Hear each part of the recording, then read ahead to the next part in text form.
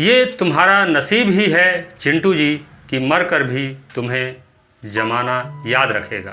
तुम्हारी तहजीब सदियां याद रखेंगी क्योंकि तुम जिंदा दिल थे और इस खुदगर्ज दुनिया में अजूबा थे। इसलिए बॉबी से लेकर हिना तक, दामिनी से लेकर ईना मीना डीका तक और चांदनी से लेकर नगीना तक सब तुम पर मरती थी। लेकिन कुछ आज़ाद देश के गुलाम तुमसे नफरत भी करते थे। हिना को जब अपने इस साहिबान से पहला प्यार हुआ और फिर दोनों का शुद्ध देसी रोमांस शुरू हुआ, जल्द ही हिना मुल्क की दहलीज को पार कर अपने साजन का घर ढूंढती हुई साजन की बाहों में आ गई। गुरुदेव ने कन्यादान किया और वह घर की इज्जत बन गई। इस तरह दोनों का ये प्रेम रोग प्रेम ग्रंथ के पन्नों पर हमेशा के लिए दर्ज हो गया।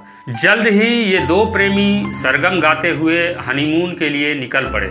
नमस्ते लंदन करते हुए लैला मजनू की तरह एक दूसरे में खो गए। चिंटू जी ने हिना से कहा, जब तक है जान मैं नौकर बीबी का बना रहूँगा।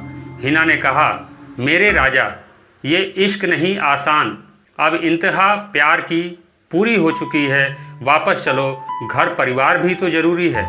जल्द ही दोनों के इस प्यार को देखकर दुनिया कह उठी थी, रिश्ता हो तो ऐसा।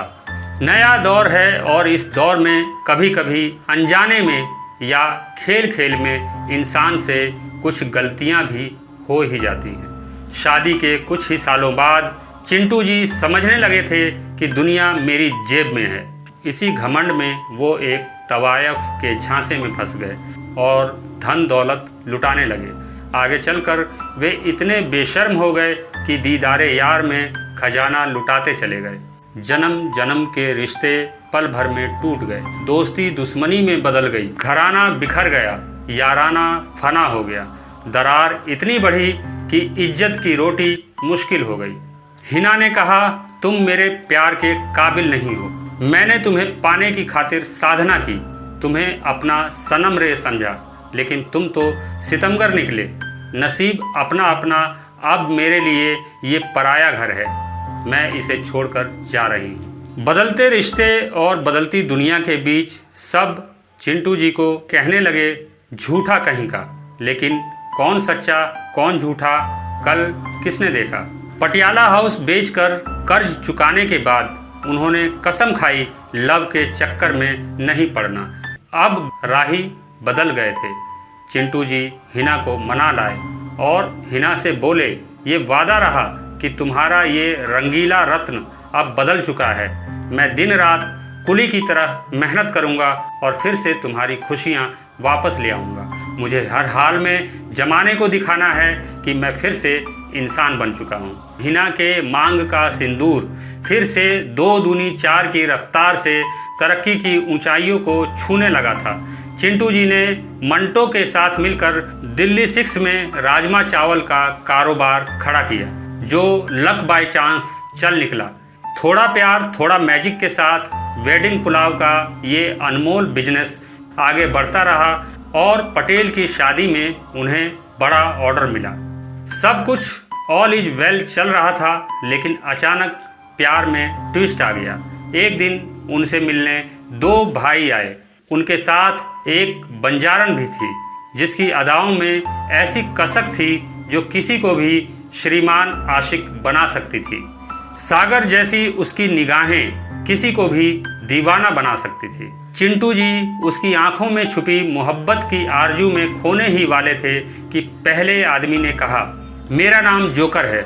दूसरा आदमी बोला, मेरा नाम विजय है।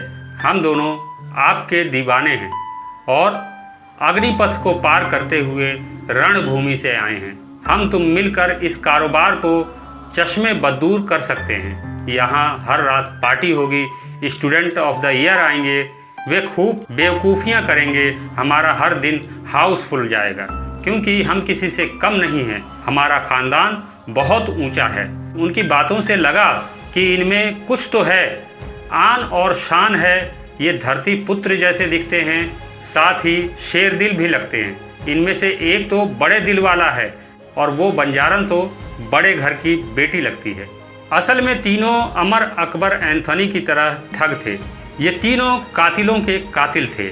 उन्होंने खोज निकाला कि ये तीनों तो कानून के गुनहगार हैं और इन्हें तो हवालात में होना चाहिए। पोल खुलती हुई देख तीनों बारूद की तरह रफू चक्कर हो गए। ये है जलवा। कई बार मखमली नकाब के पीछे एक चादर मैली सी छुपी होती है। ये कपूर एंड सन्स की हकीकत नहीं बल्कि घर घर की कहानी है। Don't stop dreaming. जय हिंद। किसी की मुस्कुराहटों पे हो निशान,